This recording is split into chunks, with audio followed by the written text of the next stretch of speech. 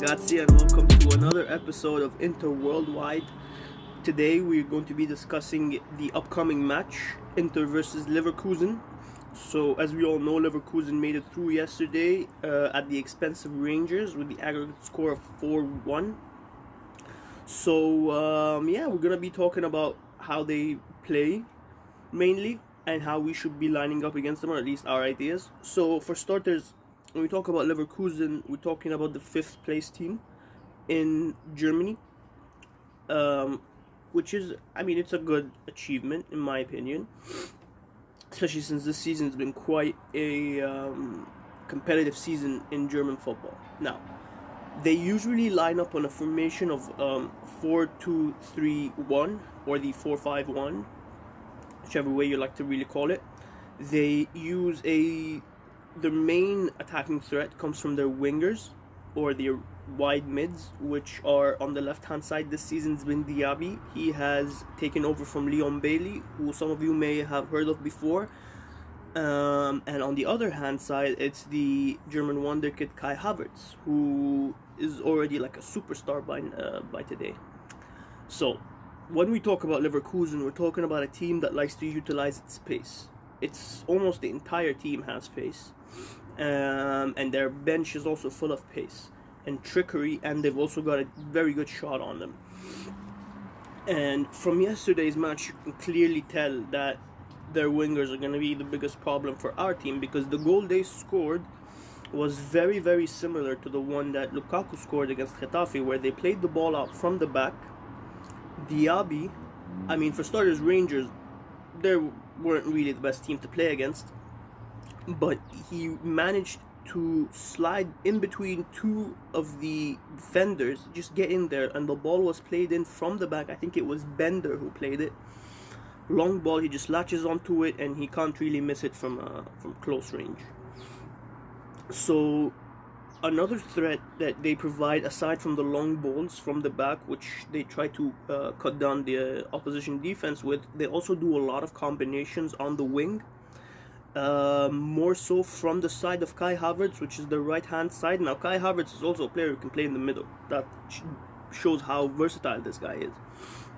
Now they do these combinations, and they attempt to get into the box from the wing, and then once there, they try to cross it back. This is very typical in German football. I believe we're going to see a lot of that next season from Achraf Hakimi.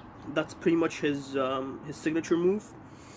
And that, in my opinion, is very dangerous. In addition, as well, they have Kevin Volland up as a striker. Kevin Volland is a veteran striker for Leverkusen. If I'm not mistaken, he's not over the age of 30, if I'm not mistaken. But he's a very good striker, and he can definitely put the ball in the back of the net. In addition to that, they have this new kid called Wirtz.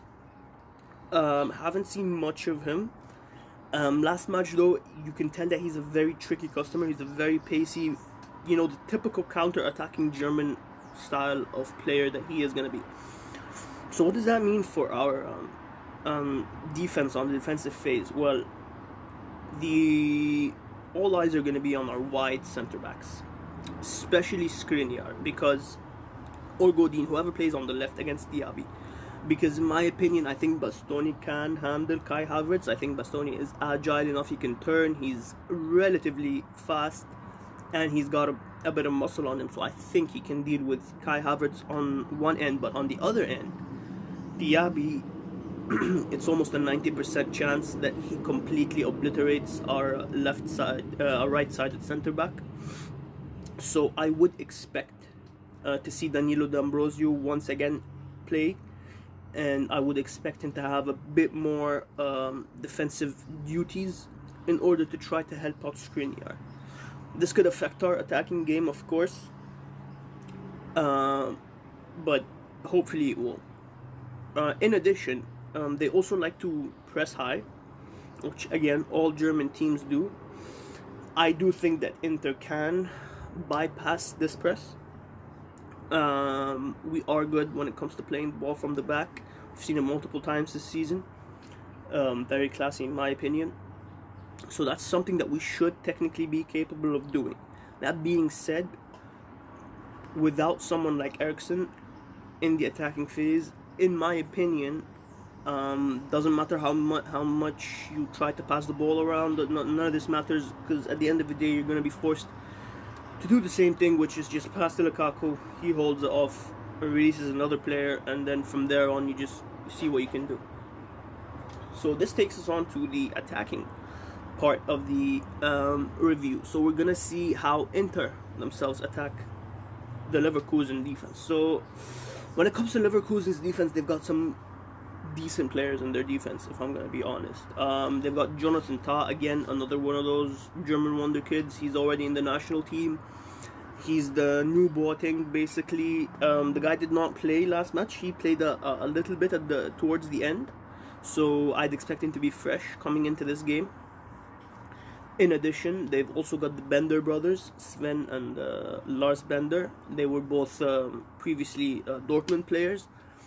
They're very decent defenders. You would notice that their right-handed Bender on the right hand, I'm not sure if it was Sven or Lars, but he would usually stay back. And if on the other hand side they have someone like Wendell, so it's Wendell on the left, Bender on the right, and then his brother is next to him, and then you got Tah. And when that happens, they almost turn into a three-man defense as Wendell tries to go forward. Now, Wendell as well, I'm not sure if he played last match or not. There was another kid, number 12, that they put instead.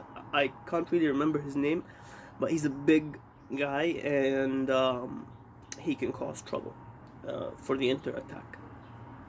In addition, they've got the two mids, Aranguiz and Palacios.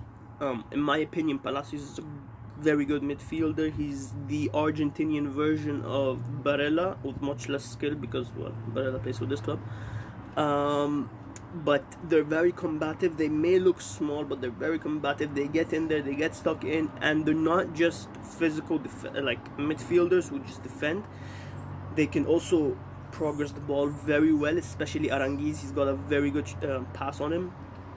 Palacios is also a threat in the final third.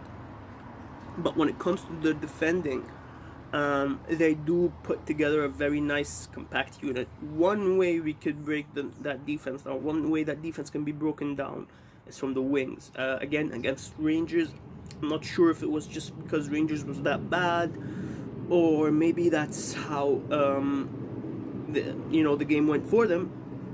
But multiple times you would see that due to the combinations that Leverkusen do on the wing, they end up having a lot of open spaces on the wing, which can be exploited.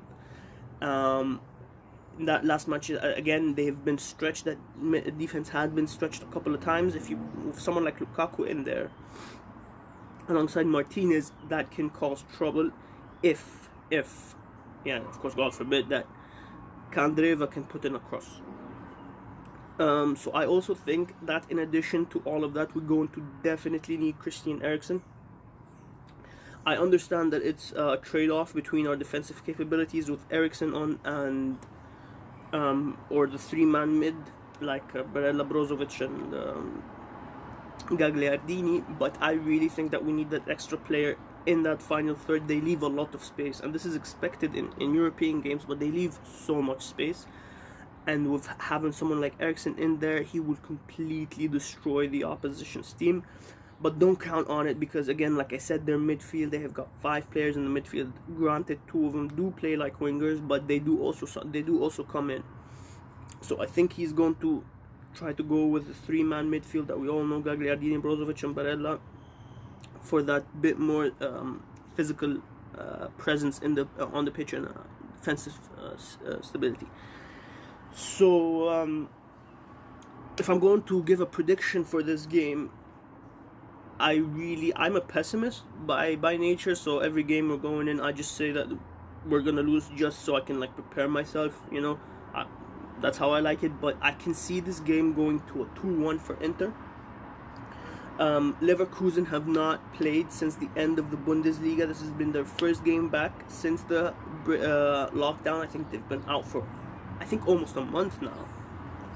So we should definitely have the physical edge over them. It was apparent that last match, when they were playing towards the end of the game, their physique started to dwindle. They started to get a bit slower. but we'll see how that goes. So yeah, that's that for the review for this match. Hope you enjoyed it. Forza Inter.